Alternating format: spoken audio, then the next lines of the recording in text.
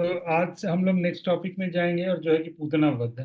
तो पूतना वध एक्चुअली शुरू होने से पहले कुछ उसके पहले का जो भूमिका वगैरह है, तो वो सब श्री राजीव गोस्वामी शुरू करते हैं। तो मुझे लगता है कि मेरा गट फीलिंग है कि शायद पूतना वध में भी 2 से 3 शायद सत्र अपने को लग जाए इसको कंप्लीट करने में। देखते हैं कितना तक होता है। तो इसमें मैं कोशिश करूंगा कि थोड़ा भागवतम से भी इसको कवर करें।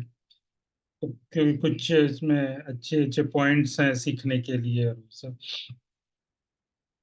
तो अभी तक हम लोगों ने देखा था कि नंद महोत्सव वगैरह हो गया, और फिर नंद महोत्सव के आगे की कथा शुरू हो रही है। तो तीसरे दिन का ये कथा चल रहा है कि भगवान कृष्ण का जन्म हो गया, फिर अगले दिन नंद महोत्सव हो गया, फिर तीसरे दिन भी वो कुछ उत्सव वगैरह चल रहा था। तो तो नंद महोत्सव के दिन ही श्री नंद महोत्सव के दिन मतलब प्रदोष काल में बोल रहे हैं। प्रदोष काल का मतलब शाम के समय। शाम के समय कोई एक व्यक्ति जो वासुदेव जी के यहाँ से एक कोई दूत आता है नंद बाबा के यहाँ, और अपने आप को छिप छिप के आता है और नंद बाबा से आके वो मिलता है। और नंद बाबा जहाँ आके बैठे हुए हैं, वहाँ पे उस चौकी को, उस आसन को जहाँ पे नंद बाबा बैठे हुए हैं, उसको प्रणाम करता है। और उसके बाद नंद बाबा उस दूत से पूछते हैं कि वासुदेव जी, मतलब उसका पहले प्रणाम वगैरह होता है, नमस्कार वगैरह होता है।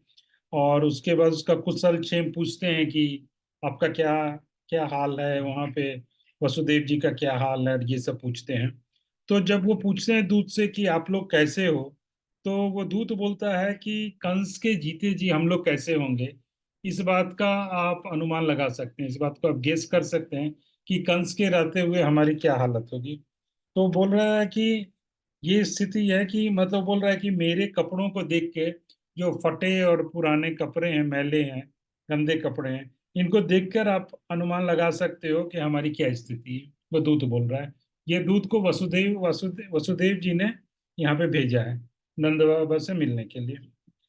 तो वो बोल रहा है कि दिन के समय में जब सूर्य देव की उपस्थिति में, दिन के समय में तो हम लोगों को कहीं जाना मतलब मुश्किल हो गया। इतना कंस का इतना कड़ा पहरा है और इतना उसके गुप्तचर जासूस वगैरह चारों तरफ फैले हुए हैं। तो बोल रहे हैं कि दिन के समय में तो जैसे उस दूत को मथुरा से यहाँ आना था वृंदावन में, तो बोल रहा है कि दिन के समय में तो नौका से भी उतरना, मतलब नौका पार करना, नदी पार करना भी संभव नहीं है हमारे लिए।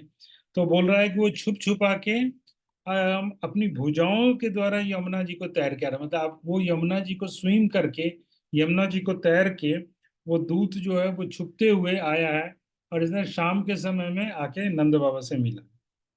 तो अभी वो प्लॉटिंग चल रहा है कि मतलब उतना के आने से पहले और क्या क्या होगा। और मतलब यहाँ पे मतलब कंटिन्यूएशन में चल रहा है, तो चैप्टर का नाम पूतना वध है, लेकिन और सब ये सब चीजें उसमें बताएंगे, क्योंकि अभी जस्ट जस्ट नंदोत्सव खत्म हुआ है कि जब नेक्स्ट डे का जो सेलिब्रेशन था कृष्ण भगवान के जन्म के अगले दिन का। तो ब्रजराज ऐसे मतलब ड्राई ड्राई हंसी हंसते हैं, मतलब ऐसे ड्राई हंसी हंस के बोल रहे हैं, सुखी हंसी हंस के, कि अगर कुछ विशेष समाचार हो तो कहो, अगर कोई स्पेशल न्यूज है आपके पास तो बोलिए। कि तो दूत बोलता है कि इस समय तो हमारा मर जाना ही संजीवनी लता के समान है। ऐसा बोल रहा है कि मतलब हमारी स्थिति तो ये है कि मतलब हमारा जिंदा रहने से अच्छा है कि हम शायद मर ही जाते, तो वो ज्यादा बेटर होता है। तो क्यों ऐसा बोल रहा है? क्योंकि बोल रहा है कि हमारे स्वामी जो वसुदेव हैं, तो वो वसुदेव वसुदेव तो कंस के अधीन है। तो उनका राजा जो है, जो उनका स्वामी है, जिसके लिए वो अपना लाइफ जीते हैं, तो बोलते हैं कि वो तो कंस के अधीन है, और वो वसुदेव इतने प्रिय भी थे सबको। तो व्रजराज बोले कि तो क्या इस समय वसुदेव के प्रति कोई विशेष घटना हो गई है क्या? तो बोला कि कोई स्पेशल उधर कुछ इवेंट हुआ है क्या, ऐसे नंद बाबा पूछते हैं। तो दूत बोलता है कि जी हाँ, इसीलिए तो मैं आपके सामने आया हूँ, आपके चरणों में, आपकी सेवा में हाजिर हुआ हूँ। तो इसलिए वसुदेव ने मेरे को दूत बना के भेजा है। तो नंद बाबा बोलते हैं, व्रजराज बोलते हैं कि क्या घटना हो गई है, क्या बात है, क्या स्पेशल है। तो फिर दूध विशेष मतलब डिटेल में बताता है कि बोल रहा है कि आज ही बीती हुई रात्रि के ठीक आधी समय, मतलब जिस समय कृष्ण भगवान का जन्म हुआ था उस दिन के नाइट के बारे में बोल रहा है कि उसी दिन आधी रात के समय क्या हुआ, क्योंकि उनको तो यहाँ पे मालूम कुछ नहीं है कि वसुदेव आए और यहाँ से ट्रांसफर करके लेके गए, मतलब बच्चे को एक्सचेंज करके लेके आए वहां से, वासुदेव कृष्ण को लेके आए और फिर यहाँ पे उनको रख के और फिर योग माया वो कन्या को लेके गए। तो बोलता है कि आज ही की बीती हुई रात में, आधे रात में क्या हुआ कि हमारे स्वामी श्रीमान वसुदेव जी को कारागार में, मतलब देवकी जी ने किसी एक कन्या को जन्म दिया, ऐसा करके वो दूत बता रहा है ब्रजराज को। तो ब्रजराज बोलते हैं कि अच्छा, तो फिर उसके बाद क्या हुआ। तो बोले कि वो कन्या जैसे जन्म ली तो फिर वो जैसे एक बच्चा रोने लगता है, तो वो रोने लगी। और जब रोने लगी तो ये सब जो द्वारपाल जब सब जो थे उन लोगों ने आंखों से तो नहीं देखा बच्ची को, लेकिन उन लोगों ने उसके रोने का स्वर सुन लिया, तो वो समझ गए कि बच्चे का जन्म हो गया है। और ये समझ के वो लोग चले गए कंस के पास और कंस को बता दिया। तो फिर कंस के हालत वहां पे बता रहे हैं कि जिस दिन देवकी जी का विवाह हुआ, विवाह के बाद जो उनका विदाई हो रहा था, जिस समय वो आकाशवाणी वगैरह हुआ, तो उस समय से लेके कंस बहुत ही डरा हुआ है, बहुत ही भयभीत रहता है हमेशा। और हमेशा वो व्यग्र रहता है, मतलब और सतर्क रहता है। व्यग्र रहता है मतलब हमेशा वो पीसफुल नहीं रहता है, he is always like kind of agitated. और वो बहुत अलर्ट रहता है, सतर्क रहता है, उसको लगता है कब मेरे ऊपर कहाँ से अटैक हो जाएगा, ऐसे बहुत चिंतित रहता है। तो ये जब द्वारपाल जाके वहां पे बताता है कंस को कि बच्चे का जन्म हुआ है, तो कंस जो है एकदम व्याकुल चित हो जाता है। और उसका पूरा बाल वगैरह सब चारों तरफ फैला हुआ है, और उसने हाथ में एक बड़ी तलवार ले ली। और तलवार लेके वैसे ही अस्त व्यस्त स्थिति में, मतलब जैसे वो सो रहा होगा या कुछ, तो उसने उठ के अपने आप को ठीक भी नहीं किया, जैसे सो के उठा वैसे उसका बाल बाल, राजा राजा लोगों का बाल बड़ा होता था तो पूरा बाल उसका बिखरा हुआ। और वैसे ही अस्त व्यस्त में वो एक तलवार लेके और वो सूतिका गृह में आ गया जहाँ पे देवकी जी ने उस कन्या को जन्म दिया जो उनको न्यूज मिला। तो फिर ये सुन के फिर वज्रराज भयभीत हो जाते हैं, डर जाते हैं नंद बाबा। तो बोलते हैं फिर आगे क्या हुआ, ऐसे चिंता में बोलते हैं। तो दूत बोला कि उसके बाद तो ये जो किसी का बात नहीं मानने वाला है कंस और अपने आप को ऐसा समझता है स्वतंत्र, तो वो एकदम देवकी जी के सैया के पास आ गया जहाँ देवकी जी लेटी हुई थी या जिस बिछावन पे वो बालिका थी। तो वहां पे एकदम तेजी से आ गया, सहसा वेग पूर्वक वहां पे आ गया। और उसने उस निर्लज्ज ने, जिसको लाज शर्म नहीं है, जिसको ये उचित और अनुचित चीजों का विचार नहीं है कि क्या करना चाहिए क्या नहीं करना चाहिए, उसने उस देवती को रोते हुए, देवकी रो रही हैं और देवकी अपनी उस बच्ची को गोद में लिए हुए हैं और रो रही हैं, और कंस से मतलब याचना कर रही है देवकी कि मतलब ये बच्ची है और तुम इसको मत मारो इस ढंग से। लेकिन वो कंस इतना निर्लज्ज था और कंस इतना क्रूर था कि उसने छीन के देवकी के हाथ से उस छोटी सी बच्ची को ले लिया और देवकी के सामने ही उस बच्ची को पत्थर पे मार दिया, पत्थर पे पटक दिया। तो इस तरह से इस कुत्सित कार्य के द्वारा, मतलब कंस जो है वो सबका, उसका इतने गलत इतने गंदे काम करने के कारण कंस का सब जगह तिरस्कार हो गया। कंस से सब लोग नफरत करने लगे, उसका वो एक अपमान का पात्र बन गया, ऐसे बोलना है। तो फिर ब्रजराज की आंखों में आंसू आ गए नंद बाबा के, और बोले कि मतलब ऐसा घटना तुम हमारे सामने क्यों सुनाए, मतलब बोल रहे हैं कितना पेनफुल चीज, ये न्यूज मेरे पास लाने का क्या जरूरत है, मतलब उनको लग रहा है कि मैं तो कुछ कर नहीं सकता हूँ, तो फिर इतना क्यों क्यों लेके आए, ऐसा ब्रजराज बोलते हैं। फिर बोलते हैं ठीक है जो हुआ सो हुआ, लेके आए तो आए, लेकिन बोले कि इस निंदनीय विषय को, ये घासली जो तुम स्टोरी लेके आए हो या जो न्यूज लेके आए हो, तो बोले कि हमारे जो बंधु वर्ग हैं, जो मेरे रिलेटिव्स हैं, इन लोगों के सामने हमारे घर में ये सब चीज का चर्चा मत करना, किसी और को नहीं बोलना, क्योंकि देवकी जो यशोदा की सखी हैं, फ्रेंड है, देवकी यशोदा की सखी हैं, और यशोदा उनके दुख में दुखी हो जाएंगी बहुत ज्यादा। और रोहिणी जी भी एक तो विरह में है, एक तो वसुदेव से दूर रह रही हैं, और वो भी देवकी भी उनकी सखी हैं। तो ये लोग एकदम से व्याकुल हो जाएंगे ये सब सुन के, इस ढंग का मतलब घास्टली अफेयर, इस ढंग का भयानक न्यूज को सुन के और वो लोग मूर्छित हो जाएंगे, तो वो अपना होश वगैरह भी गंवा देंगे। तो बोलते हैं कि मेरे सामने बोले तो बोले, और मत बोलना किसी को। तो फिर दूत बोलता है कि महाराज, अब सावधान होके आगे का आश्चर्य सुनिए, मतलब अभी न्यूज खत्म नहीं हुआ है, इसके आगे भी कुछ बोलना है वो सुनिए। तो ब्रजराज बोले कि जो सत्य बात है तो वो बताओ। तो दूत बोला कि वो कन्या तो जैसे वो कंसराज ने उसको फेंका पत्थर पे, तो फेंके जाने पर भी वो पत्थर को प्राप्त नहीं हुई, मतलब वो कन्या को फेंका पत्थर पे, लेकिन कन्या जो नीचे नहीं गई पत्थर पे बल्कि ऊपर चली गई। और ऊपर जाके उसने कंस के माथे पे एक लात मारा, और कंस के माथे पे एक लात मार के और ऊपर आकाश में चली गई, और आकाश में जाके वहां पे स्थित हो गई।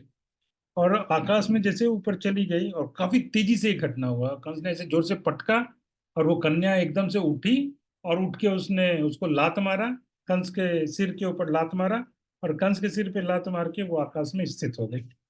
और स्थित होकर उसने अपना दूसरा ही दिव्य रूप प्रकाशित कर दिया। तो उस कन्या ने एक अपना अलग ही ट्रांसेंडेंटल रूप जो है, ट्रांसेंडेंटल फॉर्म जो है, उस कन्या ने दिखाया। और ब्रजराज बोले, अच्छा कैसा ट्रांसेंडेंटल, मतलब कैसा वो दिव्य रूप दिखाए। तो बोला कि वो कन्या जो थी वो एक युवती के रूप में आ गई। और वो कैसी थी, तो बोली कि श्याम वर्ण वाली थी, उनका भी कलर जो है वो श्याम वर्ण का था। और 8 भुजाएं थी, उसकी 8 भुजाओं वाली थी। और उनके दोनों, और उनके 8 भुजाओं में कहीं शंख कहीं चक्र इत्यादि अस्त्रों से युक्त थी, ये सारे तरह तरह के अस्त्र ली हुई थी। और एक ऐसे सिंह पे बैठी हुई थी, एक ऐसे लायन पे बैठी हुई थी जो आकाशचारी था। वो लायन जो है जमीन पे नहीं चलता था, वो आकाश में ही चलता था। तो ऐसे लायन पे बैठी थी, ऐसा लायन उसका वाहन था। और सारे तरफ से देवता लोग भी सारे देवता भी जो है, वो जो देवी जो प्रकट हो गई उनकी महिमा का गान कर रहे थे, वो देवी को ग्लोरीफाई कर रहे थे। और चारों दिशाओं से, मतलब उस अपना मुंह ऐसे ऊपर करके, मतलब देवी ऊपर थी और देवता उनके नीचे, और सब ऐसा अपने सिर को उठा के और देवी का दर्शन कर रहे हैं। और देवी का दर्शन करके उनके महिमा का गान कर रहे हैं, उनको ग्लोरीफाई कर रहे हैं, उनका प्रेयर्स कर रहे हैं। तो बोले कि वो दूत बोल रहा है ब्रजराज को, नंद बाबा को बोल रहा है कि ऐसा उसका दिव्य रूप था। तो ब्रजराज आश्चर्यचकित हो गए, नंद बाबा आश्चर्यचकित हो गए, बोले भाई क्या कहता है, क्या बात बोल रहे हो, ऐसा न्यूज सुना रहे हो। तो बोला कि इसमें जो कुछ है, जो सच्चाई है वही मैंने सुनाया, और कुछ भी नहीं सुनाया। और और भी मंगलमय समाचार सुनिए। और उसके बाद फिर बोले इसके आगे और भी है कुछ न्यूज, तो वो सुनिए। तो क्या बोले कि वो देवी जो है, वो जो अष्टभुजा वो देवी प्रकट हो गई, उसने हंसते हुए और उपहास उड़ाते हुए, मतलब कंस का मजाक बनाते हुए, कंस का हंसी उड़ाते हुए, उसने बोला उसने बोला कि हे पापिष्ट कंस, तूने मुझे मारने की वृथा चेष्टा क्यों की, मतलब तुम अननेसेसरी मुझे मारने की कोशिश क्यों की है। ये पापी कंस ऐसा बोलते हैं कि तुम सिंफुल, वो सिंफुल कंस, पापी कंस, तुम मुझे मारने की वृथा चेष्टा क्यों की।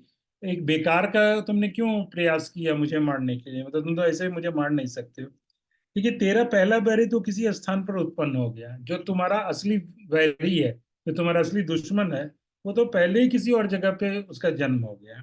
ऐसे करके वो कन्या बोली, वह शत्रु उस स्थान से किसी भी समय आकर तेरा वध करेगा, और बोलते हैं कि कभी भी वो आएगा और आके तुमको मार देगा। अतः तू अन्य किसी अति छोटे बालक को कहीं भी मारने की इच्छा मत करना। तो देवी ने क्या बोला कि भाई तुम देखो, किसी दूसरे बच्चे को मारना नहीं, क्योंकि जो तुमको मारने वाला है वो तो कहीं जन्म ले लिया और वो कभी भी आके तुमको मार देगा।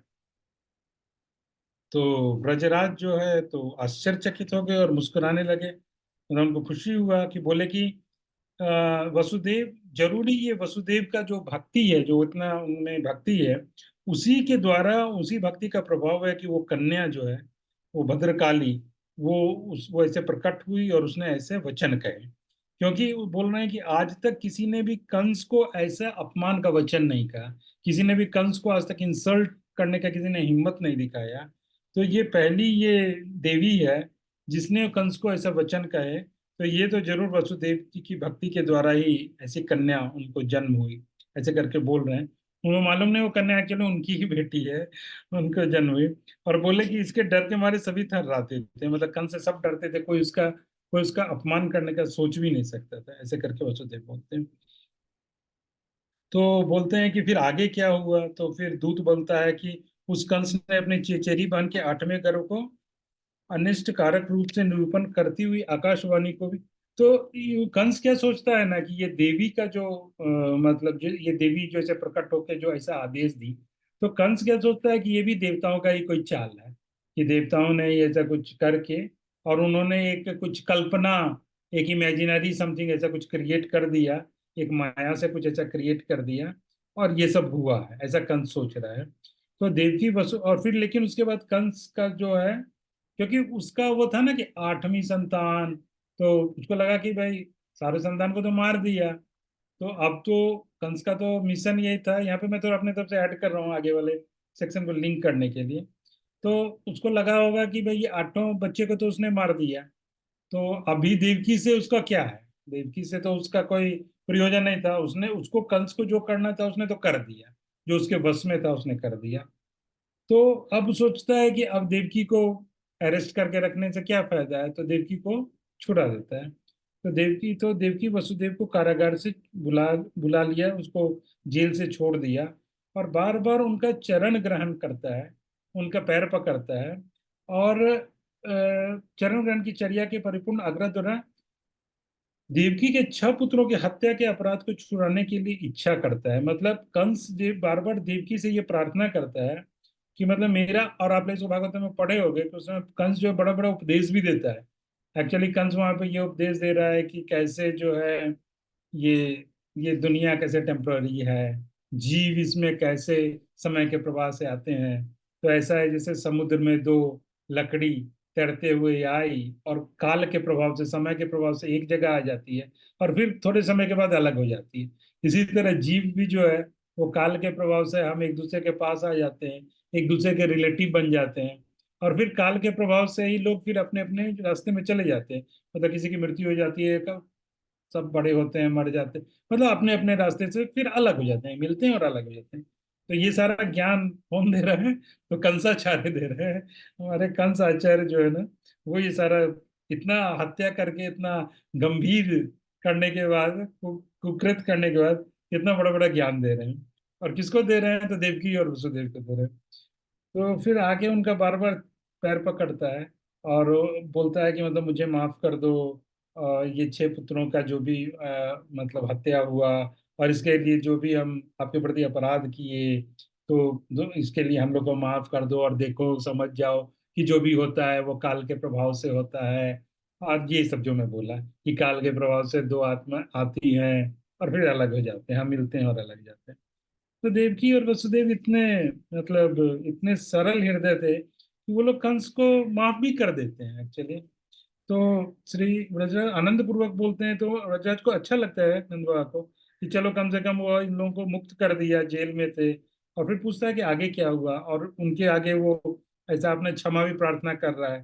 तो नंद नंद बाबा को अच्छा लगता है, ब्रजराज को अच्छा लगता है। फिर पूछते हैं फिर आगे क्या हुआ, तो दूत बोला कि उसके बाद मेरी स्वामिनी श्रीमती देवकी देवी पुत्रघाती उस दुष्ट कंस के प्रति भी सरलता रूपी दोष से ही रोज रोज से निवृत्त हो गई। मतलब उनका नेचर इतना सिंपल था देवकी का कि उनके अंदर जो क्रोध था कंस के प्रति, तो क्रोध भी वो छोड़ दी और उन्होंने कंस को मतलब भुला दिया, माफ कर दिया।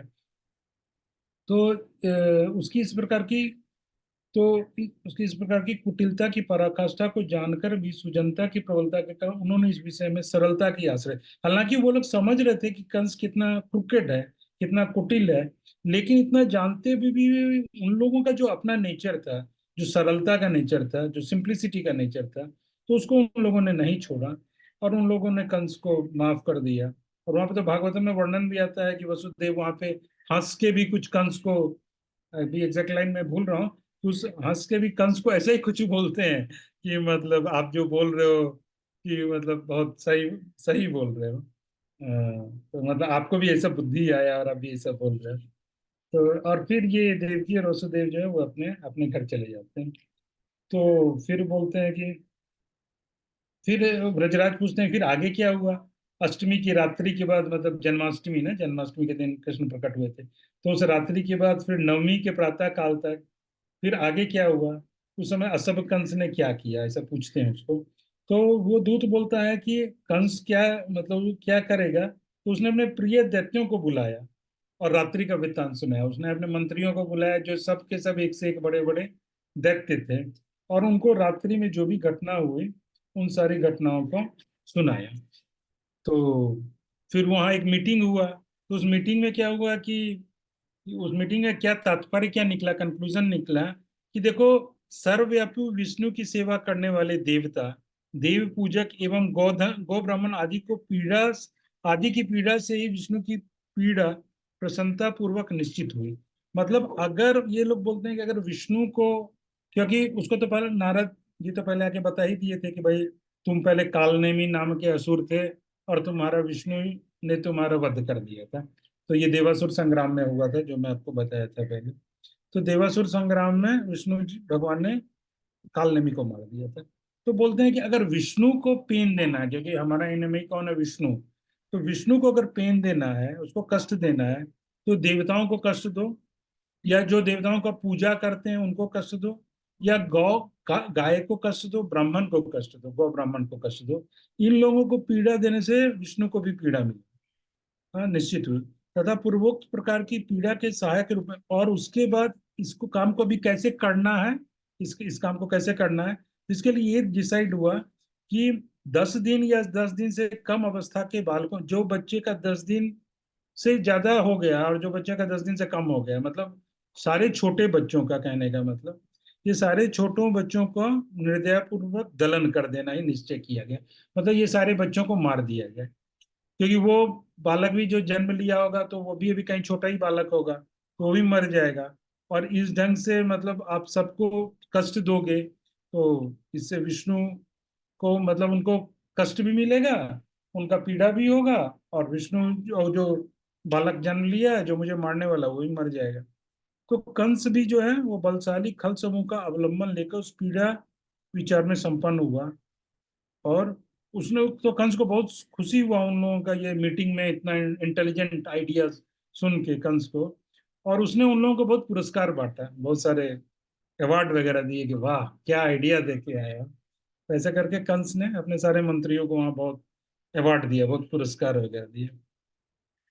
तो फिर बोले कि वसुदेव जी क्या मेरे लिए भी कोई शुभ संदेश का उपदेश किया है, मतलब मेरे लिए भी कोई कोई शुभ संदेश भेजे हैं क्या वसुदेव जी, ऐसे करके वो पूछते हैं। नंद बाबा पूछते हैं, ब्रजराज पूछते हैं।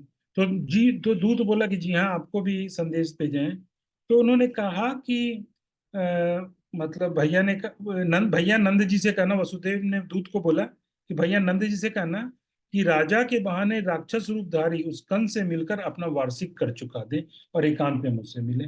तो वहाँ वसुदेव जी ने क्या मैसेज भेजा, जो आप जानते हैं कि बोलते हैं नंद बाबा से बोलते हैं कि वो कंस से मिल ले, और मिल के राक्षस रूपधारी, मतलब वो जो राक्षस जैसा कंस है उसे मिल ले, और मिल के अपना जो एनुअल टैक्स है वो एनुअल टैक्स दे दे, और इसी बहाने जब मथुरा आएंगे तो मेरे से भी मिल ले। तो क्यों क्यों मिलना चाहते हैं, क्योंकि एक तो उनको पुत्र की प्राप्ति हुई है, मतलब नंद बाबा को पुत्र हुआ है, ये उनको समाचार मिल गया, वसुदेव को बोल रहे हैं कि हम लोग को मालूम चला कि एक तो इतना एज में उनको पुत्र हुआ है, और ये लोग तो फ्रेंड ही थे, तो मिलना, तो इसलिए हम उनसे बहुत मिलना चाहते हैं, और अपना मंगल समाचार सुनाए कि भाई बेटा कैसा है, कैसा चल रहा है सब कुछ, तो वो भी हमको थोड़ा सुनाए। और आपके पास जो रोहिणी लाल हैं, जो रोहिणी के लाल जो है, मतलब वसुदेव के ही पुत्र हैं वो, यानी नंद बलराम भगवान, तो बलराम के बारे में भी आके हम लोगों को सुनाए। तो वसुदेव यहाँ पे क्या बोल रहे हैं, अपने अपने पुत्र के बारे में सुनाए, कंस के बारे में जो, सॉरी कृष्ण के बारे में सुनाए जो उनका उनको जन्म हुआ है, और जो है बलराम जी के बारे में सुनाए जो मेरे पुत्र हैं उनके बारे में सुनाए, इस ढंग से अपना मंगल सब न्यूज बताएं, और मिलें आके, तो हम लोग ये सब बात करेंगे, तो ऐसा करके उन्होंने वो मतलब मैसेज भेजा। तो दूध का वाक्य सुन के फिर नंद बाबा क्या करते हैं कि फिर दूध को भोजन वगैरह सब कराते हैं, उसको प्रसादन वगैरह खिलाते हैं, और फिर से एकांत में एक और मीटिंग करते हैं नंद बाबा, और अपने सारे बड़े भाइयों को उपनंद इत्यादि सबको बुला के, और दूध को फिर से बोलते हैं कि आप फिर ये पूरा स्टोरी जो है फिर से सुनाओ। तो दूध जो है वो फिर से पूरा स्टोरी उपनंद जी को सुनाता है, उपनंद और सारे भाइयों को सुनाता है। तो फिर उपनंद जी बोलते हैं कि जो वासुदेव जी ने जो संदेश भेजा है वो समय के, वो टाइम के अप्रोप्रिएट है, समय के उपयुक्त ही है।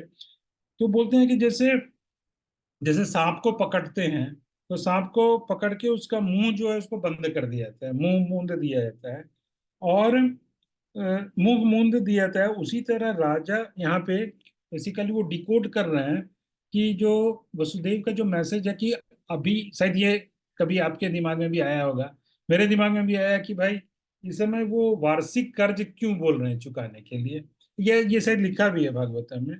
तो बेसिकली कंस को सेटिस्फाई करने के लिए, उसका मुंह बंद करने के लिए, कि आके अपना टैक्स वैक्स दे दिए तो कंस मतलब सेटिस्फाई हो जाएगा और उसका ध्यान इन लोगों से हट जाएगा, सोचेगा हाँ ये तो ठीक है हमारे फेवर में है।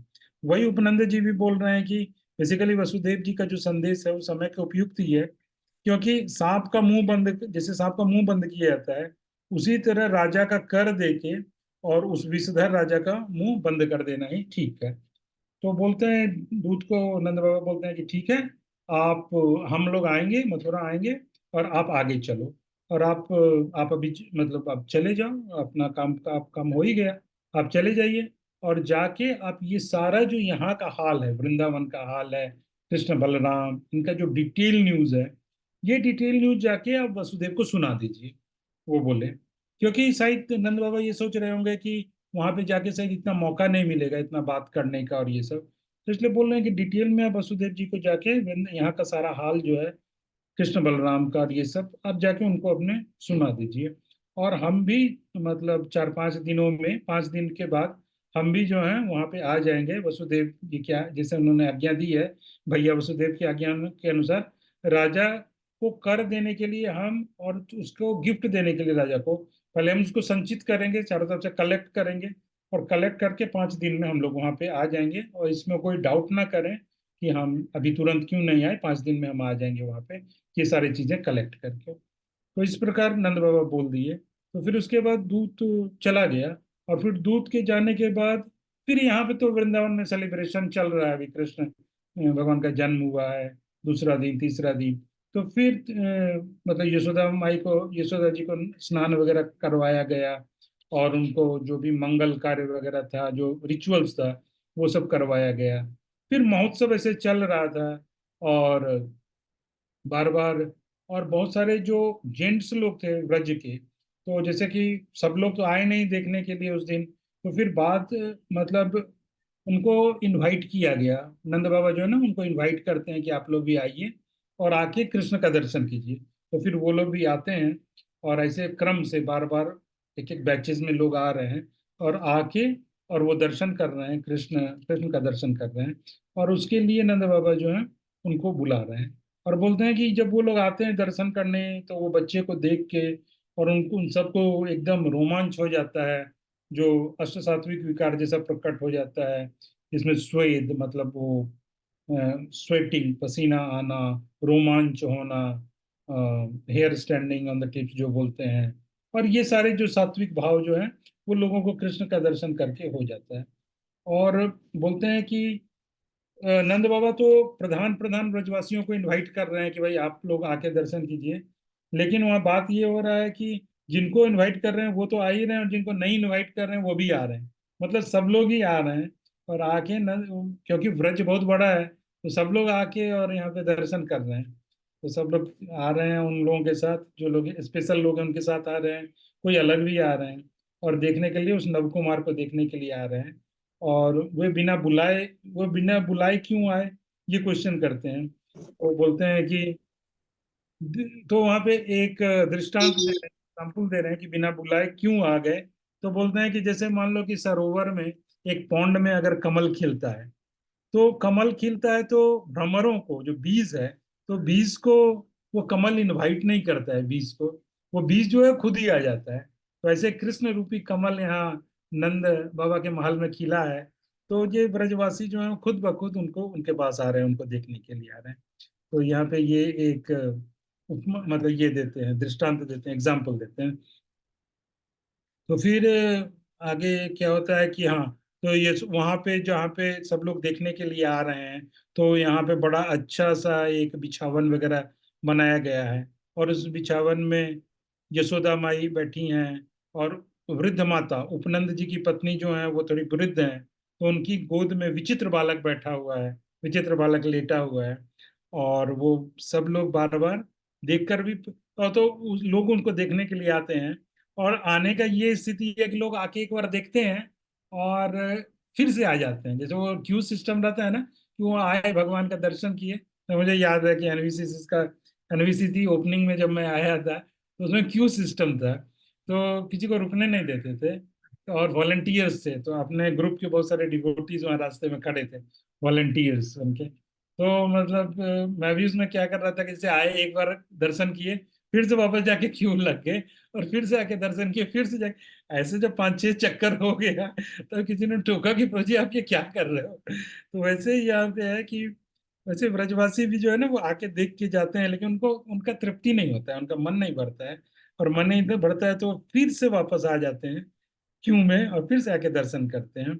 और वहां पे एक चीज और भी बोल रहे हैं कि जब वो लोग, क्योंकि जब वो आके दर्शन कर रहे हैं ना, तो बोल रहे हैं कि बहुत देर, हालांकि उनको मन नहीं भरता है, लेकिन वो यहाँ एक बड़ा अच्छा एटिक्वेट बोल रहे हैं, वैष्णव एटिक्वेट। तो वहां पे क्या बोल रहे हैं कि जब दर्शन करने के लिए आते हैं तो उनके जैसे जो आगे खड़े हैं, पीछे भी बहुत सारे लोग हैं जो दर्शन कर रहे हैं, तो लेकिन इन लोगों को तो मन नहीं भर रहा है कृष्ण को देखने के लिए।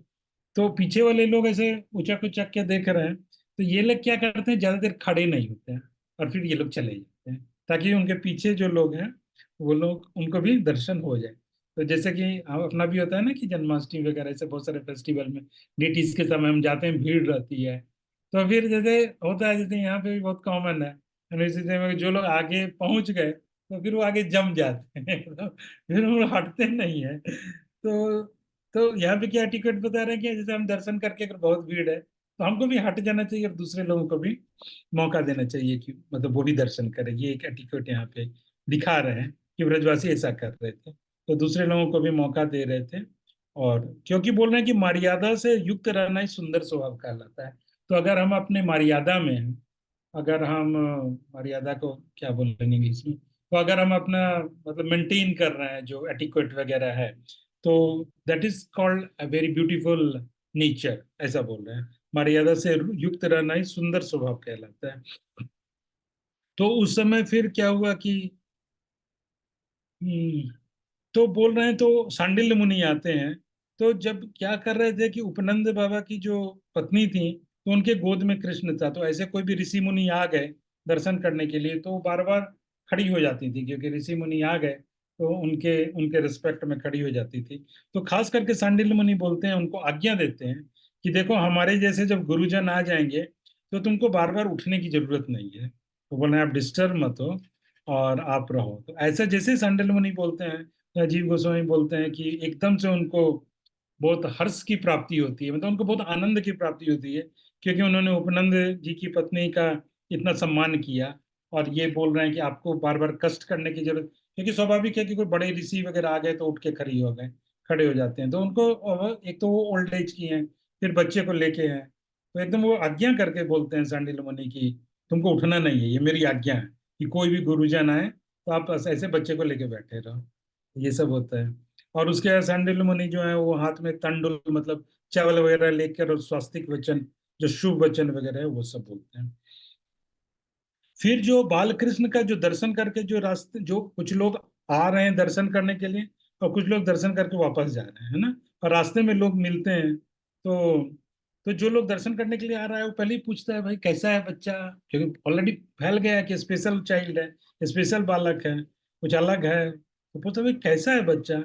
तो जब प्रश्न करते हैं तो अ, उनमें से कुछ लोग बोलते हैं कि उनको जब प्रश्न किया जाता है इन लोगों को कि भाई कैसा बच्चा है, तो कुछ लोग कि बोलते हैं कि वो बच्चा सिर्फ दृष्टि के ही गम में है, वचनों के गम में नहीं है। मतलब वो, मैं बोल एक्सप्लेन नहीं कर सकता हूँ कि कैसा है, वो आप जाके देख लो। मतलब उसको देखा तो जा सकता है नजर से, लेकिन उसको एक्सप्लेन करना बहुत मुश्किल है कि वो बच्चा इतना सुंदर इतना अद्भुत है। तो इस ढंग से कुछ लोग आंसर देते हैं। और कुछ लोग इतना कहते कहते उनका गला भर जाता है, और कुछ लोगों का गला इतना भर जाता है कि वो कुछ आंसर ही नहीं कर पाते हैं। और कुछ लोगों को जो प्रश्न किया जाता है तो वो सुन ही नहीं पाते हैं कि उनको क्या प्रश्न किया गया, क्योंकि वो उनका दर्शन करके, कृष्ण का दर्शन करके इतना भाव में वो विभोर है, मत है, वो अपनी ही दुनिया में, उनको पता ही नहीं चलता कौन क्वेश्चन पूछ रहा है, कौन आंसर दे, मतलब क्या हो रहा है। वो बस उसी को याद कर करके और अपने घर की तरफ जा रहे हैं। तो ऐसे करके वहां पे मतलब उनका शोभा, और वहां पे व्रज की, वहां पे इस समय ये हालत थी। तो फिर सब लोग जो आते हैं तो सब लोग गिफ्ट लेके आते हैं कृष्ण के लिए। तो लोग गिफ्ट लेके आते हैं कृष्ण के लिए, कपड़ा लेते हैं के आते हैं, कृष्ण के लिए ज्वेलरी लेके आते हैं। और ये सोच के ले आते हैं कि भाई बच्चा अभी जैसे कृष्ण इतने छोटे हैं, लेकिन कल को और बड़ा होगा, कुछ और महीने का होगा, 1 साल का होगा। तो कुछ लोग बड़े कपड़े लेके आ रहे हैं, कुछ लोग छोटे कपड़े, हर हर साइज के कपड़े लेके आ रहे हैं, कि जब ये बड़ा होगा तो हर एक महीने, अब इस महीने में इसका ये ड्रेस होगा, इस महीने में ये ज्वेलरी पहनेगा। तो ऐसे ऐसे करके लोग ले आ रहे हैं। तो नंद बाबा ने एक स्पेशल भंडार घर जो है, वही एक स्पेशल हाउस ही बनवा दिया, भंडार, जहाँ पे ऐसे कपड़े और ऐसे ज्वेलरी जो कृष्ण का गिफ्ट आ रहा है उसको रखने के लिए, मतलब इतने ज्यादा संख्या में गिफ्ट आता है ब्रजवासियों की तरफ से। तो सब लोग ऐसे कृष्ण को अपने मन में बसा के, उनका दर्शन करके अपने मन में बसा के सब लोग अपने घर को जाते हैं, घर पे चले गए। और अनेक वर्ण की वस्तु आदि। तो बोल रहे हैं कि यहाँ पे एक चीज बोल रहे हैं कि अनेक वर्ण के वस्त्र आदि धारण करने से जो शोभा हुई थी, वह शोभा पहली अर्थात कृत्रिम थी। एवं नेत्र, कर्ण आदि अंगों में बालकृष्ण के दर्शन, श्रवण आदि से आश्चर्य में भाव धारण करके जो शोभा हुई, वह दूसरी शोभा अकृत्रिम थी। एक्चुअली यहाँ पे जीव गोस्वामी थोड़ा बोल रहे हैं कि कृष्ण का जो शोभा है, यहाँ पे कृष्ण का जो ब्यूटी, वो बोलते हैं दो तरह का है। एक बोलते हैं नेचुरल, कृत्रिम, और एक बोलते हैं कि अकृत्रिम, मतलब एक नेचुरल और एक आर्टिफिशियल, ऐसा बोल रहे हैं। तो बोल रहे हैं कि बाहर से जो कृष्ण को डेकोरेशन किया गया है, कपड़ा वगैरह पहना के और उनका ज्वेलरी वगैरह पहना के, तो उसको तो बोल रहे हैं कि वो तो आर्टिफिशियल उनका शोभा है। लेकिन जो कृष्ण का जो उनका रूप का वर्णन है, तो जो लोगों ने कृष्ण उस बच्चे को देखा, उन बच्चे का जो दर्शन था, और बच्चे के बारे में जो श्रवण किए, जो सुने, और वो जो शोभा, उससे उनके मन में जो शोभा हुई, वो नेचुरल शोभा थी, ऐसे करके वहां पे बता रहे हैं। तो बहुत लोग जब ऐसे कृष्ण का दर्शन करके अपने अपने घर चले गए, तो भी उनको बहुत दिनों तक, कुछ दिनों तक ऐसा ही लग रहा था कि वो नंद कुमार जो है उनकी आंख के सामने ही है। मतलब इतना गहरा प्रभाव पड़ रहा था देखने से, कि उनको कृष्ण उनकी आंख के सामने ही लग रहे थे। जबकि वो दर्शन करके आए हुए उनको 4 दिन, 5 दिन, 6 दिन भी हो गया। तो ऐसा प्रभाव था कृष्ण का। तो फिर उस समय अब नंद बाबा मथुरा जाने की तैयारी करते हैं। तो उस समय नंद बाबा जो है सोच रहे हैं कि अब तो मैं जा रहा हूँ दुष्ट से मिलने के लिए, कंस से मिलने जा रहा हूँ, पता नहीं क्या एक्सपीरियंस रहेगा वहां, नहीं रहेगा। तो चलते चलते तो एक बार बच्चे को जरा देख लूं, बच्चे का दर्शन करके चलूं। तो फिर नंद बाबा वहां पे जाते हैं, और अपने गोद में लेते हैं बाल मुकुंद को, और उनके मुख को बार बार चूमते हैं, उनको बार बार उनको देखते हैं, फिर बार बार उनके मुख को चूमते हैं, और उनके ललाट को चूमते हैं, उनके गालों को चूमते हैं, और बच्चे को गले लगाते हैं, खूब अच्छे से आलिंगन करते हैं। और इतना करके भी जो है वो ब्रजेश को, ब्रजराज को जो है ना, वो संतुष्टि नहीं होती है, मतलब उनका उनको सेटिस्फाई नहीं हो रहा है। मतलब एक बार से गले लगाए, एक बार बच्चे का मुंह वगैरह चुंबन किया, तो फिर भी मन सेटिस्फाई नहीं हुआ, फिर से उठाए, फिर से वही काम किया, फिर से उठाए, ऐसा बार बार कर रहे हैं, मतलब उनको मन ही नहीं कर रहा है छोड़ के जाने का। क्योंकि ये इतने अद्भुत हैं कृष्ण, और नंद बाबा को इतने मुश्किल से इतने उम्र में प्राप्त हुए हैं। और अभी तो क्या, बस जन्म का ये 4-5 दिन हुआ है, और उनको उसको कृष्ण को छोड़ के मथुरा जाना पड़ रहा है। तो उनका मन नहीं मतलब भर रहा है। तो ऐसे करके वहां पे स्थिति है। तो एक धाई है, तो नर्स, तो वो बोलती है कि कृष्ण को एड्रेस करके बोल रही है कि हे वत्स श्याम सुंदर, तुम्हारे पिता मथुरा जाने के लिए तुम्हारी अनुमति चाह रहे हैं। अपने फादर को परमिशन दो मथुरा जाने के लिए। ये तुम्हारे फादर जो है तुमसे परमिशन मांगने आए हैं, तो तुम इनको परमिशन दो, ऐसे करके वो बोलते हैं ना बच्चे को प्यार में। तो वो धाई जो है वो बालक को बोल रही है, बाल कृष्ण को। तो बड़ा आश्चर्य होता है कि बाल कृष्ण जो है वो मुस्कुराते हैं। ऐसा लग रहा है कि जैसे मुस्कुरा के वो उनको प्रस्ताव, मतलब परमिशन दे रहे हैं कि ठीक है अब आप जाओ। उस मंद मुस्कान से स्थिर बुद्धि होकर श्रीमान गोपराज ने प्रस्थान किया। तो फिर नंद बाबा वहां से फिर निकलते हैं। और बार बार नंद बाबा के दिमाग में वही घूम रहा है कि जो कृष्ण जो मुस्कुराए थे लास्ट में उनको देख के, जब उस भाई ने ऐसा बात बोला, उस नर्स ने ऐसा बात बोला, तो जो कृष्ण जो मुस्कुराए थे, यही चीज बार बार नंद बाबा के दिमाग में आ रहा है। और उनको बहुत ऐसा प्रेम उनके हृदय में प्रकट हो रहा है, और उस प्रेम को छिपा रहे हैं नंद बाबा। और जो साथ में गोप वगैरह जा रहे हैं साथ में, तो जैसा होता है कि लोग बहुत तरह की बातें कर रहे हैं, चल रहे हैं, जा रहे हैं, या बैलगाड़ी पे जा रहे हैं, तो बीच में बहुत ढंग का मतलब जो होता है ना गपशप, तो बहुत ढंग की बातें चल रही है। लेकिन नंद बाबा तो कहीं और है। नंद बाबा तो उनका ध्यान ही नहीं है सब क्या बात चल रहा है क्या नहीं हो रहा है, वो तो कहीं और ही मग्न है। तो बोल रहे हैं कि जैसे एक ब्रह्मानंद योगी होता है, तो ब्रह्मानंद योगी का क्या मतलब है, जिसको ब्रह्म साक्षात्कार हो गया है, तो वो इस संसार में भी विचरता है, तो संसार की चीजों से वो प्रभावित नहीं होता है। वो कहीं पे देख रहा है, किसी को सुख मिल रहा है, किसी को दुख मिल रहा है, संसार में अलग अलग चीज चल रहा है, बट वो अपने ब्रह्म पे, वो भगवान के ऊपर, वो ब्रह्म के ऊपर, वो वहां पे मेडिटेट कर रहा है, वहां पे कंसंट्रेटेड होके वो दुनिया से अनअफेक्टेड रहता है, दुनिया से अनअटैच्ड होके चलता है। ऐसे ही नंद बाबा जो है कृष्ण प्रेम में मग्न होके, और क्या हो रहा है आसपास बात और क्या हो रहा है उन सब चीजों को पता ही नहीं चल रहा है उनको, और वो उन सारी चीजों से डिटैच होके वो चल रहे हैं, ऐसे वहां पे बोलते हैं। फिर वो मथुरा पहुंचते हैं नंद बाबा, और मथुरा पहुंच के जो है, जो कोषाध्यक्ष होता है, जो कर्मचारी, जो कर वगैरह टैक्स वगैरह कलेक्टर है, तो उस सबको टैक्स दे देते हैं। और दूर से ही राजा कंस को प्रसन्न कर, मतलब दूर से ही कंस ने देख लिया, या उसको न्यूज मिल गया कि ये आ गए हैं और दे दिए हैं, दूर से ही जो भी था अपना हो गया। और कंस ने देख लिया और खुश हो गया कंस, और खुश होके फिर नंद बाबा अपना आ जाते हैं, जहाँ पे इन लोगों का डेरा था, जहाँ पे इन लोगों ने ठहरने का व्यवस्था किया था, वहां पे आ जाते हैं। और गाड़ी खोलने के पड़ाव पे ही आ गए, और वसुदेव जी के घर पे नहीं जाते हैं, और यहाँ पे आ जाते हैं। और कंस के, तो क्यों नहीं जाते हैं वसुदेव जी के घर पे, तो क्योंकि वो नंद बाबा सोच रहे हैं कि अगर मैं वसुदेव के घर गया, तो कंस को कहीं मन में कुछ डाउट ना हो जाए कि इन लोगों का कुछ मिली भगत है, क्योंकि वहां पे गोकुल में इतना बड़ा उत्सव हुआ, तो उसका न्यूज तो सब जगह फैल ही गया है। तो उनको एक ये थोड़ा सा डर भी है। तो वो सोच रहे हैं नंद बाबा की हम क्या करें, वसुदेव से कैसे मिलें, ऐसे जब सोच ही रहे हैं, तो वो सोच ही रहे थे कि अभी क्या करें, कैसे जाएं। तो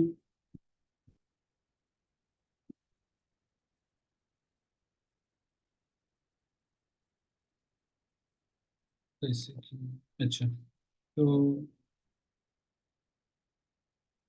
अच्छा, तो हाँ, तो यहाँ पे क्वेश्चन पूछ रहे हैं कि मतलब जो कंस जो है इतना द्वेषी है, इतना एनवियस है, और वो अभी नए नए बालकों के ऊपर उसका क्रोध था ना कंस का, कि भाई मतलब उन लोगों ने ऑलरेडी डिसाइड कर दिया था कि सब जगह जो है, जो भी बच्चा जन्म लिया है 10 दिन के अंदर या 10 दिन के ऊपर भी, तो उन सारे बच्चों को मार दिया जाए।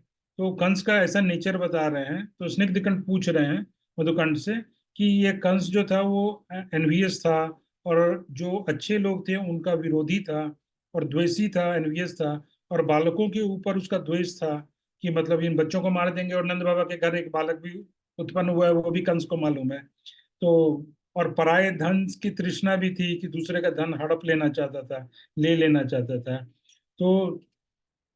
तो ये जो वसुदेव जो थे, मतलब नंद बाबा जो थे, ये इतने मतलब रीति रिवाज, इतने धार्मिक थे, वेद के हिसाब से चलने वाले थे, और इतना बड़ा महोत्सव उन्होंने किया था। तो भी इस नंद जी के प्रति, इन नंद जी के प्रति सरलता का व्यवहार कैसे किया, तो लेकिन फिर भी कंस जो है, ये कैसे नंद जी के प्रति ऐसा व्यवहार किया कि मतलब वो ठीक ठाक था और खुश था, प्रसन्न था, ये क्वेश्चन पूछते हैं। तो मधुकंठ बोलता है कि जैसे मैं आपको पहले बता ही चुका हूँ कि इनके गुण जो हैं वो बड़े विशेष हैं, नंद बाबा के गुण जो हैं बड़े विशेष हैं। और इनका गुण ऐसा है कि कौन व्यक्ति इनके गुणों में नहीं बंध जाएगा, तो हर कोई इनके गुणों में बंध जाता है। तो इसलिए कंस ने इनके साथ दुर्व्यवहार नहीं किया, इसलिए कंस ने इनके साथ, नंद बाबा के साथ कोई बैड ट्रीटमेंट नहीं किया। तो बोला कि ठीक है, फिर आगे क्या हुआ, तो मधुकंठा बोलते हैं तदंतर नंद जी अभी सोच ही रहे थे नंद बाबा की वसुदेव के साथ कैसे मिलेंगे, तो उसी समय वसुदेव जो है आ जाते हैं, और एक सेवक को लेकर वसुदेव जो है वो नंद बाबा से मिलने के लिए सिर्फ एक किसी को लेकर आ जाते हैं। और जब आ जाते हैं तो वो लोग कैसे मिलते हैं वहां पे बोल रहे हैं, तो वसुदेव और नंद बाबा कैसे मिलते हैं, तो जैसे बड़े भाई छोटे भाई जैसे मिलते हैं, लेकिन लेकिन उन्हें वो क्या बोलते हैं कि वहां पे वो प्रणाम वगैरह नहीं होता है, एक दूसरे को प्रणाम वगैरह नहीं करते हैं। तो क्यों क्यों नहीं प्रणाम किए? अभी देखिए आचार्य साहब वो छोटे छोटे चीजों को उठाते हैं, तो ऐसे ही स्टाइल है। तो बोलते हैं कि क्यों कि प्रणाम क्यों नहीं किए भाई एक दूसरे को मिलके? तो बोले कि जो वसुदेव हैं वो जाति से बड़े थे, क्षत्रिय जाति के थे, तो बड़े जाति वाले थे। और नंद बाबा जो थे उम्र से बड़े थे। और ये तो एक रीजन, ये रीजन नहीं था। असली रीजन तो ये था कि इन दोनों में प्रेम इतना ज्यादा था कि प्रणाम वगैरह जैसा फॉर्मेलिटी करने का जगह ही नहीं था। मतलब कहने का मतलब है कि जब प्रेम इतना ज्यादा होता है और जब लोग मिलते हैं, तो वो प्रणाम और ये सब का जो फॉर्मेलिटी है कई बार वो भूल जाते हैं। तो दोनों गले मिलके एक दूसरे से मिले, ऐसे करके वहां पे बोलना।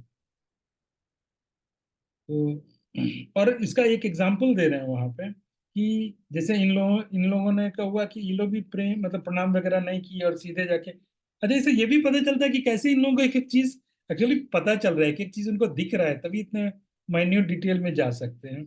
मतलब जैसे बोलते हैं कि ये सारी लीला जो है ना, जब आचार्यों के हृदय में भी घटित होती है, तो वो इतना सब कुछ देख पा रहे हैं।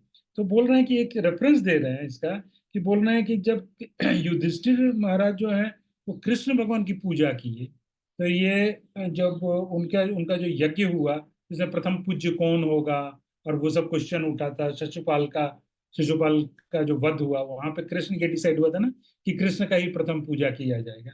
तो बोल रहे हैं कि जब युधिष्ठिर महाराज ने कृष्ण का वहां पे पूजा किया, तो प्रेम इतना युधिष्ठिर महाराज के हृदय में आ रहा था कि पूजा का जो विधि विधान होता है कि भाई पहले ये करना है फिर ये करना है, उसमें एक सीक्वेंस है ना, उसका कुछ सिस्टम है। तो युधिष्ठिर महाराज भी वो सब चीज में उलट पुलट हो गया उनका। और वो उलट पुलट को मतलब वो दोष नहीं माना गया। इसलिए नहीं माना गया क्योंकि उन्होंने वहाँ पे ट्रेडिशन और ये सबसे अलग कर दिया। तो नहीं माना गया दोष, क्यों नहीं माना गया? क्योंकि उनके हृदय में इतना प्रेम उमड़ रहा था ना कि वो इन सारी चीजों को भूल गए, बहुत सारी चीजों को भूल गए, सीक्वेंस वगैरह सब भूल गए। तो ऐसे एक रेफरेंस दे रहे हैं इसी कि सुखदेव गोस्वामी ने इस चीज को वर्णन किया है भागवत में। तो इसी बात को श्री सुखदेव जी ने फिर, तो फिर उसको नहीं, सॉरी, तो सुखदेव गोस्वामी इसी चीज को आगे ये बोलते हैं कि कैसे करके मिले नंद बाबा और वसुदेव।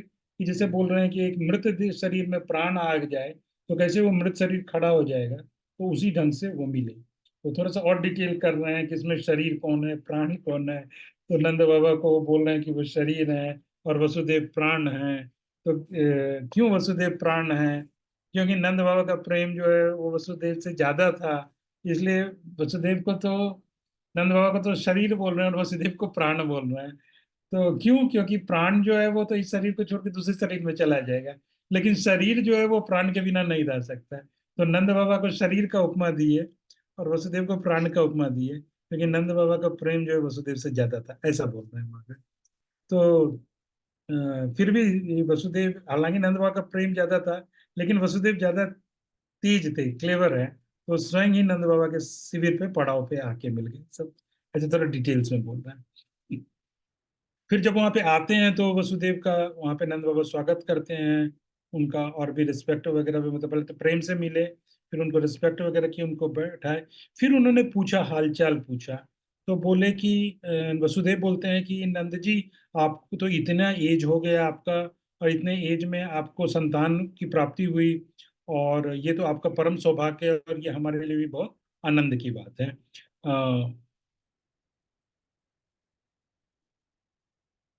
और उसके बाद नंद बाबा भी वसुदेव जी के प्रति बोलते हैं, मतलब संवेदना व्यक्त करते हैं कि मतलब आपका भी, मतलब आपको 6 बच्चों का, 6 बच्चों को कंस ने मार दिया।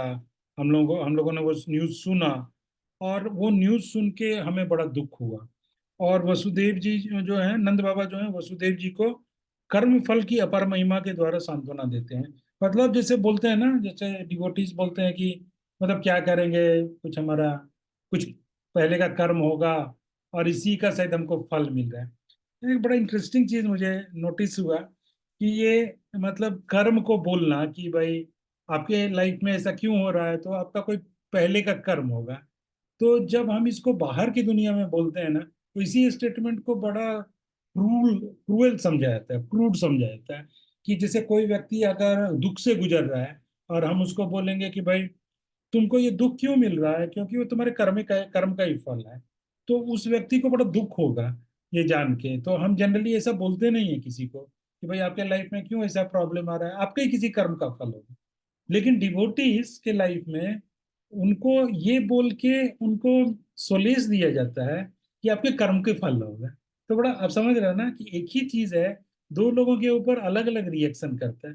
जैसे मान लो कहीं पे कैलेमिटी आ गई, और वहां के लोगों को अगर हम बोलेंगे कि ये आपके कर्मों का ही फल है, तो दे विल फील ऑफेंडेड कि हमको ऐसा बोल रहा है कि हम हमारे कर्मों का फल है। या मान लो किसी किसी के साथ कोई ऐसा हादसा हो गया, नेचुरल कैलेमिटी नहीं, किसी के साथ कोई बड़ा हादसा हो गया, तो कर्म का बोलेंगे तो उनको दे फील ऑफेंडेड कि भाई मेरा मेरा मेरे को ही दोषी बता रहा है कि इसमें मेरी ही गलती है। लेकिन चूंकि डिवोटीज को ये सिद्धांत मालूम है, कर्म का सिद्धांत है मालूम है, तो वो समझते हैं कि ये मेरा आज का नहीं है, बल्कि कभी वो समझते हैं ये डिवोटीज कि भाई हम भी तो आज डिवोटी बन गए हैं, लेकिन हम भी तो कभी भाई पहले बहुत समय से हम इस दुनिया में हैं, तो हमने भी बहुत सही और गलत कार्य किए होंगे। तो एक डिवोटी दूसरे डिवोटी को वही कर्म का सिद्धांत देके सांत्वना देता है, सोलेस देता है कि चिंता मत करो, तुम्हारा अब तो सब तुम्हारा अच्छा है, लेकिन कोई पूर्ववर्ती कर्म है, कोई प्रारब्ध है, उसके कारण हमको कष्ट बोलना है। तो डिवोटी सोचता है, हाँ ठीक है, सही बात है, कुछ तो हमने पहले ऐसा किया है, उसके कारण हम आज कष्ट भुगत रहे हैं। तो ऐसे कर्म का सिद्धांत देके ही उनको धैर्य देते हैं, वसुदेव को धैर्य देते हैं नंद बाबा। तो फिर वसुदेव जी नंद बाबा को आगाह करते हैं कि जैसे आप क्या करना, कि थोड़ा आगे आपको क्या करना है, और आगे डिस्टरबेंसेस आएगा, तो उसके लिए आप अलर्ट रहना। तो ये चीज आप भागवत में जानते ही हैं, पढ़े ही हैं कि वसुदेव ने पहले ही उनको नंद बाबा को अलर्ट कर दिया था। तो बोल रहे हैं कि अब आप निकल जाओ घर के लिए, वृंदावन के लिए निकल जाओ, क्योंकि जो है बेसिकली उनको अलर्ट कर रहे हैं कि आप चले जाओ, और और और ऐसे कुछ डिस्टरबेंस आ सकता है, भावी उत्पात आ सकता है, ऐसे करके बोलते हैं। तो ब्रजराज तो बोल रहे हैं कि नंद बाबा तो पहले ही अपने मन से मथुरा से जा चुके थे, लेकिन अब वसुदेव जी ने आज्ञा दे दी, तो वो घर चलने के लिए अब प्रेरित हो गए, अब निकल गए।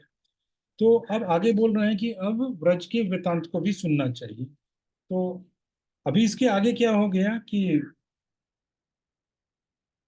असुरों ने पहले जिस प्रकार की विचार गोष्ठी की थी, तो उस विचार सभा में पूतना को भी बुलाया गया। तो वो जो कंस ने जो मीटिंग किया था सारे असुरों के साथ मिलके कि भाई अब क्या किया जाएगा, नेक्स्ट कोर्स ऑफ एक्शन हमारा क्या होगा, तो उस विचार सभा में राक्षस पक्ष पातनी बलि की बेटी पूतना भी बुलाई गई। और पूतना को बोल रहे हैं कि बाज की स्त्री जिस प्रकार बगलाओं के बच्चों का वध कर देती है, तो पूतना बच्चों को मारने के लिए एक्सपर्ट ही थी। पूतना बच्चों को मारने के लिए एक्सपर्ट ही थी। एक्चुअली हमारा थोड़ा सा टाइम भी हो रहा है, तो मैं क्या सोच रहा था कि यहाँ पे अभी पूतना वाले सेक्शन में घुसने के बदले हम थोड़ा पूतना के बारे में कुछ और साइड में डिस्कस कर लेते हैं, और आज का सेशन वहाँ खत्म कर देंगे, और फिर अगले सेशन में ये पूतना का एग्जैक्टली शुरू हो जाएगा कि जो पूतना जो है मतलब व्रज में एंटर कर जाती है। तो ये एक मैं थोड़ा शेयर करना चाहता हूँ स्क्रीन।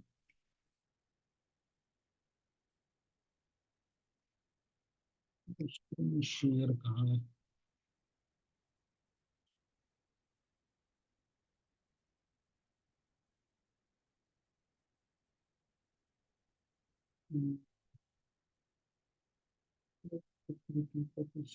हाँ, शेयर स्क्रीन।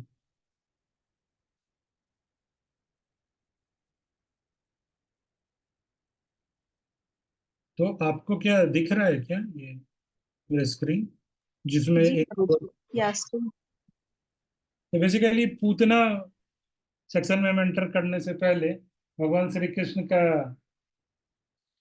ये जो प्रेयर है, इसको हम डिस्कस करना चाहेंगे बहुत शॉर्ट में। तो भागवतम 3:2-23 में ये क्या वर्स है?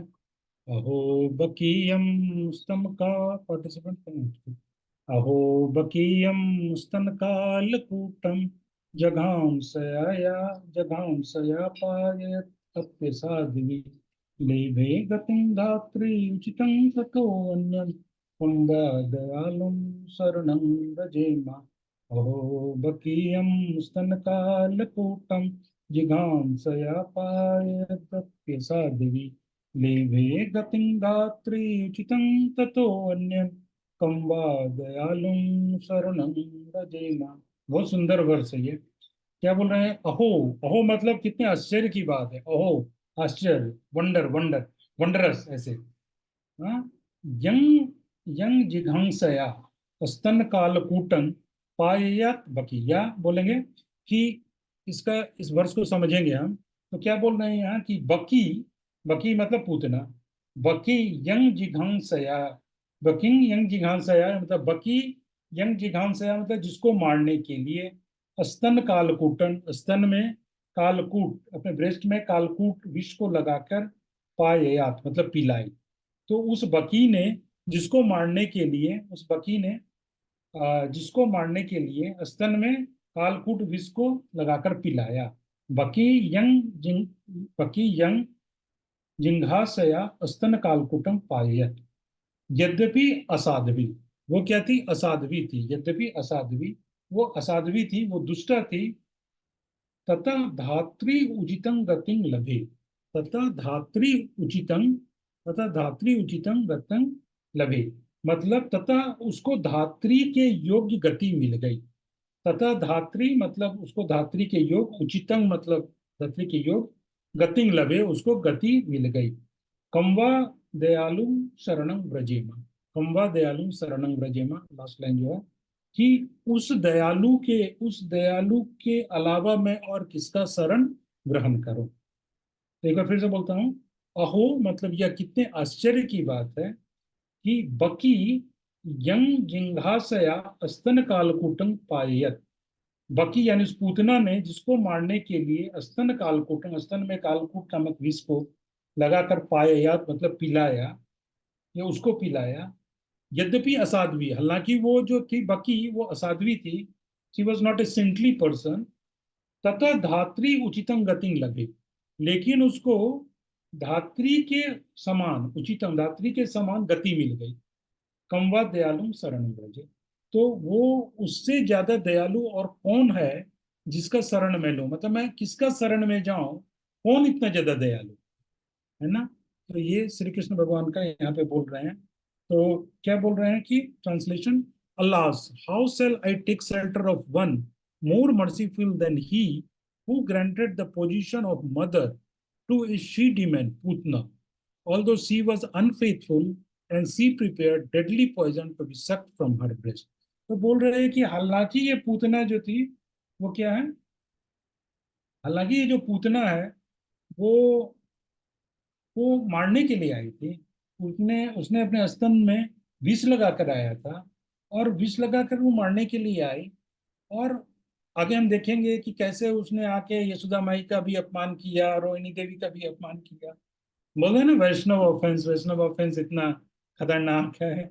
और कृष्ण भगवान का तो भाई उनको तो मारने के लिए आई, उनके प्रति कितना अपराध किया। तो लेकिन फिर भी कृष्ण कितने दयालु हैं कि जब उसके सामने पड़ गई तो कृष्ण ने उसको जो है उसको धात्री का दर्जा दे दिया, मतलब like like a mid servant. तो हम डिटेल में देखेंगे धात्री का दर्जा क्या है, और पूतना को एक्चुअली जब वो गोलोक जाती है तो उसको कौन सा रैंक मिलता है, उसको वहां पे क्या क्या अलाउ, मतलब धात्री तो बन गई लेकिन उसको क्या क्या मिला, क्या मिला क्या नहीं मिला, तो ये सब हम लोग बाद में वहां पे देखेंगे। तो ये वर्ष एक चलिए हम एक रिसाइट करना चाहते थे, और ये इतना सुंदर वर्ष है। इसको हम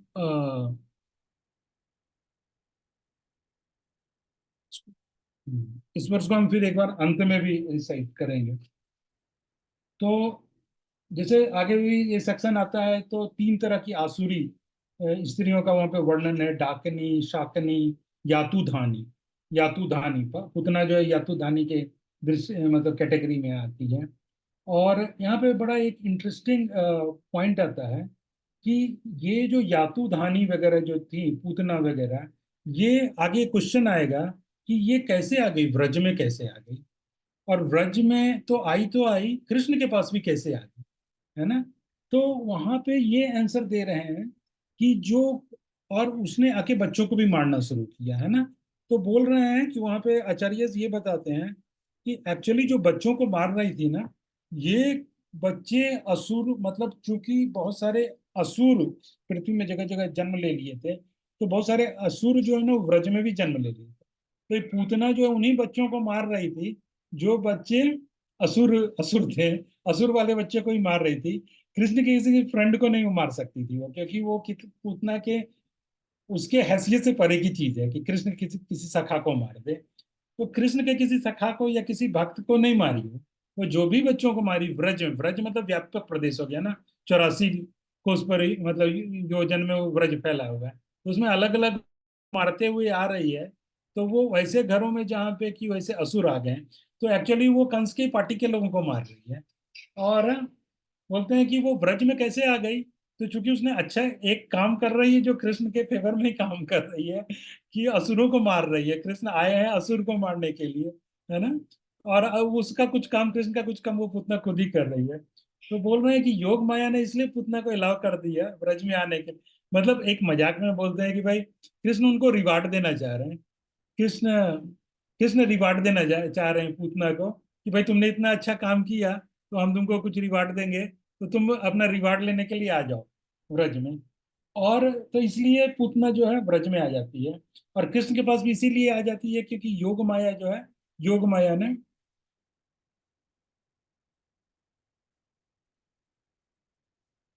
हाँ ठीक है, ओके श्योर। तो डिवोटी जो निकलना चाहते हैं तो लेकिन, तो वो एक्चुअली तो वही है, तो वो डिवोटी को वहां पे नहीं मार रही है, उन्हीं लोगों को मार रही है। और उसको एक ढंग से, इसलिए योग माया एक तो लीला के तहत ही उनको अलाउ करती है ब्रज में आने का और कृष्ण के सामने। वरना ये चीज बोलते हैं, ये पॉइंट लेके शायद हम रुक जाएंगे। तो वरना ये पॉइंट बोलते हैं कि जहां पे कृष्ण के पास जाना तो बहुत बड़ी बात है, जहाँ पे पहले लोअर से शुरू करते हैं, जहाँ कर्म कांड हो रहा है, जो लोग एकदम कर्मकांडी ब्राह्मण है, बोलते हैं वहां पे भी ये पूतना टाइप की जो भी यातुधानी या डाकनी शाकनी ये सब जो भी है, वैसे जगहों पे भी नहीं जा सकती है जहाँ पे अच्छे से कर्म कांड हो। कर्म कांड के ऊपर ज्ञान कांड आता है, यानी जहाँ उपनिषद वगैरह का चर्चा और ब्रह्म वगैरह का चर्चा होता है, बोलते हैं वहां पे भी नहीं जा सकती है। फिर वैसे जगह की तो बात ही छोड़ दो, जहाँ पे शुद्ध भक्ति का आचरण किया जा रहा है, जहाँ कृष्ण का नाम इत्यादि लिया जा रहा है, वहां पे तो जा ही नहीं सकती है ये पूतना इत्यादि। और डायरेक्ट कृष्ण के पास तो वो कैसे चली जाए। तो ये है कि क्योंकि लीला के तहत ही उसको अलाउ करते हैं। और फिर आगे पूतना का मतलब बताते हैं। पूत का मतलब है प्योर और नाम मतलब नॉट। तो जो शुद्ध नहीं है, जो प्योर नहीं है, वो पूतना है। और पूतना को कामचारिणी यहाँ बोला गया है। कामचारिणी का मतलब यह है कि पूतना अब अलग अलग तरह का बहुत सारा रूप बना सकती है। और पूतना का एक और मतलब बोला जाता है कि हिपोक्रेसी। पूतना का बोल मतलब बोलता है हिपोक्रेसी। तो यहाँ पे जब भगवान पूतना को मार रहे हैं, तो भगवान, यानी हिंदी में उसको दंभ बोलते हैं, संस्कृत में दंभ बोलते हैं। तो भगवत गीता में भी जहाँ पे आसुरी इसका वर्णन कर रहे हैं ना, आसुरी गुणों का, और भगवत गीता में वहां पे भी पहला जो आसुरिक गुण कृष्ण बोलते हैं वो दंभी बोलते हैं। तो यहाँ पे भी कृष्ण लीला में कृष्ण पहले असुर को मारते हैं, विच रिप्रेजेंट्स हिपोक्रेसी, दंभ। वो है कि पूतना। क्यों कि हिपोक्रेसी, क्योंकि वो अपना वेश बदल के आई है, मतलब अंदर से वो कुछ और है और बाहर वो कुछ और दिखा रही है। तो ऐसे है वो पूतना। तो पहले पहले वो पूतना को मार रहे हैं, यानी दम्भ को मार रहे हैं। यानी कि ये भक्ति में जो ये हिपोक्रेसी है, ये दिखाना कि हम अंदर कुछ और बाहर कुछ और है, तो ये चीज पूतना हालांकि असाधु है, लेकिन अपने आप को साधु दिखा रही है। तो इस ढंग के चीजों को मतलब भगवान सबसे पहले उसको नष्ट कर रहे हैं। यहाँ पे ये बोल रहे हैं। और ये बोल रहे हैं कि इसका प्रभाव जैसे कि आज भी है, कि बहुत सारे लोग जो हैं साधु नहीं होते हैं, लेकिन वो बाहर से साधु के जैसा वेश धारण धारण करते हैं। तो जैसे कि पूतना ने वेश धारण किया था।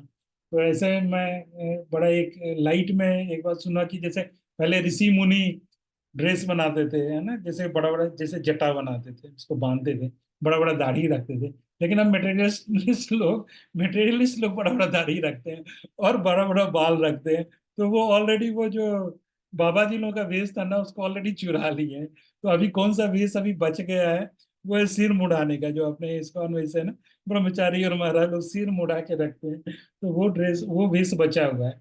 यानी कि जो साधुओं का वेश है उसको असाधु लोग भी उसको अडॉप्ट कर रहे हैं।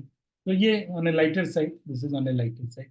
तो बेसिकली इस चीज का पूतना वध के द्वारा वहां पे ये चीज एक दिखाया जा रहा है कि कैसे हिपोक्रेसी का, कि उस चीज का दंभ किया जाए, उस चीज का दमन कर रहे हैं कृष्ण, कि जो हिपोक्रेसी वाली जो टेंडेंसी है इसका दमन कर रहे हैं। तो इसके बाद लास्ट में मैं चाहता हूँ कि एक, क्योंकि अभी कृष्ण का बाल लीला चल ही रहा है और हम लोग कृष्ण का बाल लीला का कुछ भजन नहीं गाए, तो एक छोटा सा भजन गा के और फिर हम इस क्लास में को विराम दें। पालना श्याम झुलावती, क्योंकि अभी कृष्ण पालना में ही है, तो पालना श्याम झुलावती जननी, पालना श्याम झुलावती जननी, अति अनुराग परस पर गावती, प्रफुल्लित मगन होती नंद घरनी, अति अनुराग परस पर गावती, प्रफुल्लित मगन होती नंद घरनी, पलना श्याम झुलावती जननी, उमंगी उमंगी प्रभु भुजा पसारत, उमंगी उमंगी प्रभु भुजा पसारत, हरसि जसोमति अंकम भरणी, पलना श्याम झुलावती जननी, सूरदास प्रभु मुदित यशोदा, सूरदास प्रभु मुदित यशोदा, पूरन भई पुरातन करनी, पलन श्याम झुलावती जनन। इसका मतलब ये है कि यशोदा माई जो है वो श्याम को पलना में झुला रही है। पलना श्याम झुलावती जननी, अति अनुराग परस्पर गावती, प्रफुल्लित मगन होती नंद नंद घरनी। नंद की घरनी यानी नंद की पत्नी यशोदा जो है प्रफुल्लित मगन, मतलब खूब खुश होके, खूब मगन होके, खूब खुश होके और बहुत ही प्रेम से वो पलना को झुला रही हैं। उस पलना में जो है श्याम वो सो रहे हैं। और उमंगी उमंगी प्रभु भुजा पसारत, हर्षि जसोमति अंकम भरणी। तो प्रभु जो है, कृष्ण जो है, बड़े उमंग में आ रहे हैं और उमंग में आके प्रभु जैसे जैसे भुजा पसारत, वो अपने हाथ को उठाते हैं, ऐसे हाथ को फैलाते हैं गोदी आने के लिए, है ना, गोद आने के लिए। तो यशोदा माई को बड़ा आनंद मिलता है और वो श्याम को जाके गले लगा लेती है, अंक में भर लेती है। उमंगी उमंगी प्रभु भुज पसारत, हरसि जसोमति अंकम भरणी, सूरदास प्रभु मुदित यशोदा। तो बोल रहे हैं, सूरदास बोल रहे हैं कि प्रभु को पाकर, कृष्ण को पाकर यशोदा मुदित हो गई, इतनी प्रसन्न हो गई है। पूरन भई पुरातन करणी, ऐसा लग रहा है कि उसके सारे पूर्व पूर्व जन्म के कर्म जो है, यशोदा के सारे पूर्व जन्म के जो पुण्य कर्म है वो सारे पूरे हो गए, और वो पूर्व जन्म के सारे पुण्य कर्म पूरे होके उनको ये कृष्ण मिल गए, और वो कृष्ण में ही मगन होके यशोदा कृष्ण का लालन कर रही है। तो एक और गाने का मन था लेकिन टाइम अप हो गया, एक्स्ट्रा टाइम भी चला गया, तो no I will land here. तो ये तो रहा, जब तक कृष्ण बाल्य हैं, जब तक कोई झूला में है तब तक हम एक आध ऐसा झूला वाला गाते रहेंगे यशोदा माई का कृष्ण के प्रति प्रेम, तो वो गाते रहेंगे। तो बहुत बहुत धन्यवाद आप लोगों का। यहाँ पे हम इसको विश्राम देंगे कथा को, और एक बार हरे कृष्ण मंत्र। Hare Krishna Hare Krishna Hare Krishna Hare Krishna Krishna Krishna Hare Hare, Hare Ram Ram. Thank you very much. Hare Krishna Hare Krishna. तो किसी का कोई क्वेश्चन कमेंट, क्वेश्चन तो क्या है होगा, लीला चल रही है भगवान की, तो इसमें क्या क्वेश्चन, बट अगर कोई भी कोई क्वेश्चन है, कोई कमेंट है तो please. Thank you Prabhu ji. Prabhu ji actually हम सेम लीला अपने क्लास में पढ़ रहे हैं ना अभी, तो और भी अच्छा लग रहा है क्योंकि यही हमारा आज हमारी भागवतम क्लास में ये चल रहा है, तो यस यस बहुत ही माता जी। अच्छा लग रहा है। हाँ, थैंक मुझे यू वेरी मच मालूम प्रभु नहीं है कि आप लोग का भी पूतना बद्ध अभी कुछ दिन पहले हुआ, और आप जी। तो, यस हम तो सर। बहुत आगे निकल जाओगे। हम तो धीरे धीरे वृंदावन के बैलगाड़ी पे बैठ के धीरे धीरे आएंगे। हम धीरे भी प्रभु जी धीरे इसी में बैठे हैं प्रभु जी। सारी होते। हम भी उस आप ही के साथ बैठे होंगे पीछे। हाँ हाँ, जरूर। आपका एक गाड़ी इधर फास्ट चलेगी, एक गाड़ी इधर स्लो चलेगी, तो ब्रज वाली गाड़ी स्लो चलेगी। Thank you Prabhu ji. Thank you माता जी। तो आई थिंक प्रभु जी का कुछ क्वेश्चन है। यस प्रभु जी। वंदना माता, जो भी है, हाँ वंदना, ठीक है, वंदना हरे माता। कृष्णा प्रभु जी, हाँ, दंडवत प्रणाम। दंडवत। प्रभु जी, डाकनी, शाकनी और यातुधानी में क्या डिफरेंस है? हाँ, इसका डिफरेंस मैं थोड़ा देखता हूँ, उसको देख के मैं नेक्स्ट क्लास में आपको करूँगा। यातु यातुधानी का विशेष करके शायद वो था कि वो चेंज चेंज करने में, और वो शायद आकाश मार्ग वाली थी। यातुधानी जो ना, जो पूतना थी, तो वो आकाश मार्ग से गमन कर सकती थी। और डाकनी और अजनी में कुछ और कुछ सटल डिफरेंस होगा, तो मुझे इतना मालूम नहीं है। मैं देखता हूँ, अगर कुछ मिलेगा तो मैं आपको बताता हूँ। वरना ये जो लास्ट वाला जो पूतना का कैटेगरी था ना, वो आकाशगामी, जो आकाश से भी विचरण कर सकती है। और ये तीनों जो है वो बच्चों के ऊपर ज्यादा अटैक करने वाली होती थी, इतना मुझे मालूम है। यातु मतलब क्या होता है प्रभु जी? अब मुझे थोड़ा देखना पड़ेगा, मैं आपको कहीं से बोल दिया क्लास से सुन के, तो मैं देखता हूँ, मे भी अगर होगा और डिटेल मुझे मिलता है तो मैं आता हूँ आपके पास नेक्स्ट क्लास में। Thank you Prabhu ji, Hare Krishna. हरे कृष्ण। और कोई comment, question? Hare Krishna Prabhu ji, thank you. Thank you आते हैं। तो थोड़ा सा आज ये वाला पोर्शन थोड़ा स्लो गया, पूतना के आने के पहले वाला। तो यहाँ से 3-4 असुर लीला थोड़ा सा ऐसे ही चलेगा, और फिर उसके बाद we'll enter into even more interesting pastime, जो आपको मालूम है। बट हम we wanted to cover each and everything, तो हम उसमें चलेंगे। ठीक है, then I'll end here. Thank you, Prabhuji. Hare Krishna. Thank you. Thank you.